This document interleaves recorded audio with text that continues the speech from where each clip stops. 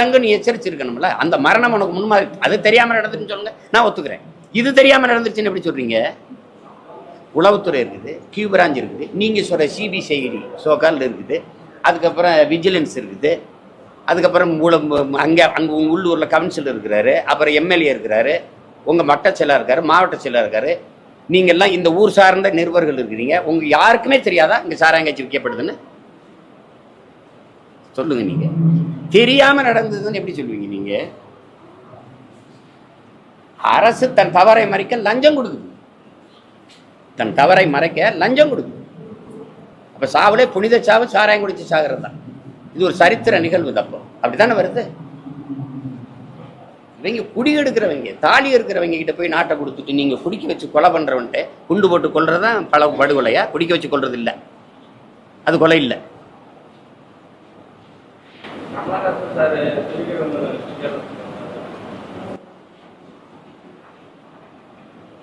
என்ன செய்யறது? எங்க அண்ணங்க அப்படி சிந்திக்கிறாங்க, நாங்க என்ன பண்றது? நம்ம போய் இப்ப என்ன சொல்றது எங்க அண்ணன் போயிட்டு? அவங்க பயன்படுத்துறாங்க இந்த எங்க அண்ணனை, கம்யூனிஸ்ட் கட்சியை வந்து மதுக்கடைகளை மூட எழுதுற. இப்போ மினிட்டுக்கு எதிராக நீங்க போராடுறீங்க. இதே நீங்க மதுவுக்கு எதிராக போராட்டத்தை நான் உங்களுக்கு காட்டட்டா? இதே ஐயா ஸ்டாலின், எங்க ஐயா பொன்முடி எல்லாரும் கருப்பு சட்டையை போட்டுக்கிட்டு மூடு மூடு டாஸ்மார்க்க மூடு அப்படின்னு சொன்னதை நான் காட்டுட்டா? இப்ப நாங்க அதை காட்டினா ஏன் வாய மூடுறீங்க? நீங்க சொன்னதுதான் நாங்க செய்யுங்கிறோம். கல்லுக்கடையை திறக்க வலிக்குது, உனக்கு கள்ளச்சாராயத்தை எப்படின்னு வித்துக்கிட்டு இருக்க? நீ ஏன் கல்லுக்கடையை திறக்க மாட்டேற?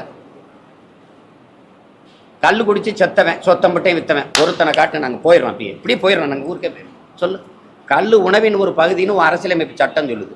சங்க இலக்கியங்களிலிருந்து தமிழனுடைய தொன்ம வாழ்வியல்ல அவ்வையும் அதிகமான கல்லுண்டு பேசி கொண்டிருந்தாங்கன்னு இருக்குது. அது எங்க மரபு. பனம்பால், தென்னம்பால், மூலிகை சாறு, இவ்வளோண்டு அருகம்புள்ளிச்சாறு, கோதுமை புள்ளிச்சாறு உடலுக்கு நல்லதுங்கிற. அது எவ்வளவு பெரிய மூலிகை, இயற்கையின் அருங்கூட. அதை குடிச்சிட்டு போறானே. இதே 60 ரூபாய்க்கு 2 சம்பத்து கல்லை வாங்கி குடிச்சிட்டு வீட்டுக்கு போயிடுவான்ல. எந்த மதமும் போதுன்னு சொல்ல மாட்டான், கல் குடிச்சா போதும்னு சொல்லிடுவான். ஏன்னா அது உணவு. நீ அதை திறக்க மாட்டேங்கிற. கேரளாவில் இருக்கு, புதுச்சேரியில் இருக்குது, கர்நாடகாவில் இருக்குது, ஆந்திராவில் இருக்குது கல். ஏன் உன் மாநிலத்தில் இல்லை? ஏன்னா ஏன் இல்லைன்னா உங்க 2 பேருக்கும் ஃபேக்டரி இருக்கு. சாராயம் காய்ச்சறது நீங்க, அந்த ஆலையில வந்து சரக்கு எடுக்கிறது குறைஞ்சிரும். டாஸ்மார்க் வியாபாரம் அரசுக்கு கொண்டு போகுது, அங்க சரக்கு டாஸ்மார்க் வரதுல ஃபேக்டரி, அந்த வியாபாரம் யாருக்கு? அப்ப இந்த கல்லுக்கடையை திறந்து விட்டா விவசாயி வாழ்ந்துருவான். எந்த விவசாயி வாழ்றத அரசு விரும்புது? மத்திய அரசா, மாநில அரசா? எந்த அரசு விரும்புது? விவசாயி வாழ்ந்துருவான்.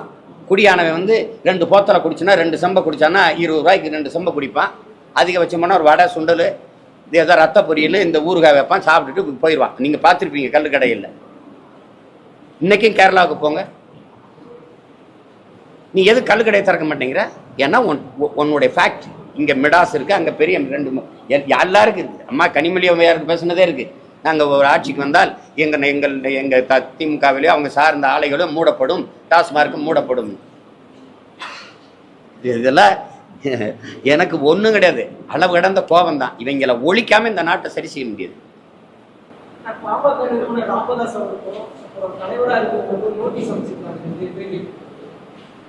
யாரு?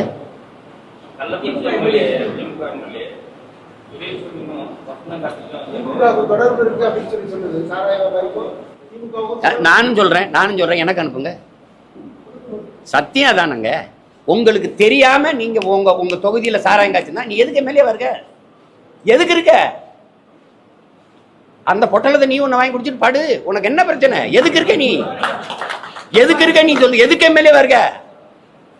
இந்த கண்ணுக்குட்டிங்கிற மாரியப்பன் தான் மாரியாச்சா கோவிந்தராஜ் காய்ச்சிட்டான்னு நீங்க நம்புறீங்களா? இவ்வளவு பெரிய அதிகாரம், இவ்வளவு பெரிய கட்டமைப்பு, இவ்வளவு பெரியது. எங்க ஒரு மாவட்ட ஆட்சியரையும் ஒரு எஸ்பி காவல்துறை அதிகாரியை நீக்கிட்டா அவங்க 2 பேருமா ஊழல் போட்டாங்க. அவங்கள பொட்டலம் போட்டாங்க, அவங்கள வித்தாங்க. 2 பேரையும் பணியிட நீக்கம் செஞ்சு ஒருத்தரை பணி மாற்றம் செஞ்சுட்டா அதோட முடிஞ்சிருதா? இந்த வேலை எத்தனை நாளைக்கு செய்வீங்க? ஒரு சிந்திக்க தெரிஞ்ச ஒரு எழுச்சி மிகுந்த இளைஞர் கூட்டம் வந்துருச்சுனாவது இன்னும் அதையாவது கவனிங்க. உதயசூரியனுக்கு வசந்த் கார்த்திக்கும் தெரியாம சாராயம் கட்சிட்டான் அவன், இந்த கண்ணுக்குட்டி, இந்த கோவிந்தராஜ். சொல்லுங்க, நீங்க சொல்லுங்க.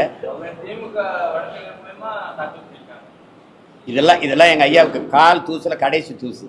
இது மாதிரி எவ்வளவு பார்த்துட்டோம். சரி, நானும் சொல்றேன், அதே குற்றச்சாட்டை எங்க ஐயா சொன்ன குற்றச்சாட்டை 2 சட்டமன்ற உறுப்பினர்ல வைக்கிறேன். எனக்கு ஒரு நோட்டீஸ் அனுப்பு. அனுப்பு, நான் இங்கே தான் இருப்பேன் 12 நாள். இங்கே வந்து கையில் கூட கொடுக்க சொல்லு. எதையாவது எதையாவது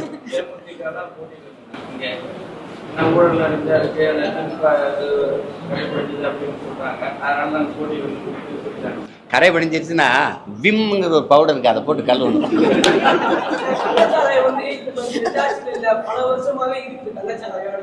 ஏய், ஏதாவது பேசிட்டு இருக்காதீங்க.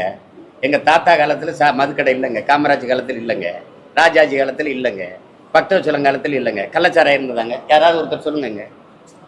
சொல்லுங்க, நீங்க கேள்வி கேட்குற, நீங்க சொல்லுங்க. எனக்கு அதிகாரத்தை கூட ஒழிக்கணும்னு நினைச்சா ஒரு நொடி வேலைங்க, ஒரு நொடி வேலை, ஒரு நொடி, அவ்வளவுதான், அது முடிஞ்சிடும். இதை போட்டு பேசிட்டு இருக்கிறீங்க. நீங்க விற்கிறதே நான் தானுங்க.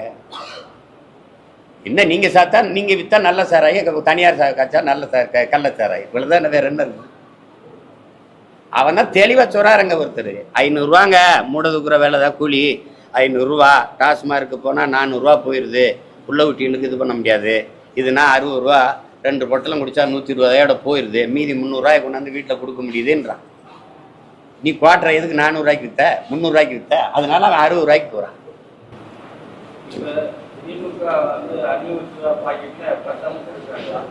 எதுல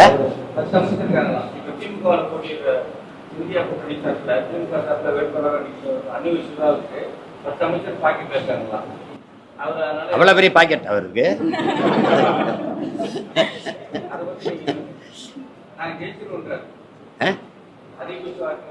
சரி, ஜெயிச்சு என்ன பண்ண போறீங்க? என்ன பண்ண போறீங்க? எந்த ஓரத்துல ஊரல் போட்டு விற்க போறீங்க? ஜெயிச்சு என்ன பண்ண போறீங்க? போன தடவை 39 பாராளுமன்ற உறுப்பினர் கொண்டு போய் நீங்க சாதிச்ச ஒன்று. சரி, இப்போ இந்த தடவை 40க்கு 40 கொண்டு போய் சாதிக்க போற ஒன்று, ஏதாவது ஒன்று சொல்லுங்க. நீட்டை எதிர்த்து போராடணும்னு போறீங்க. நீட்டை கொண்டு வந்த மகாராசன் யாரு? கொண்டு வந்த மகாராசன் யாரு? காங்கிரஸ் நீங்களும் தானே. எது ஒன்ன பேசுறதுக்கு தகுதி, நேர்மை, அருகதை வச்சிருக்கீங்க? ஒன்றும் கிடையாது.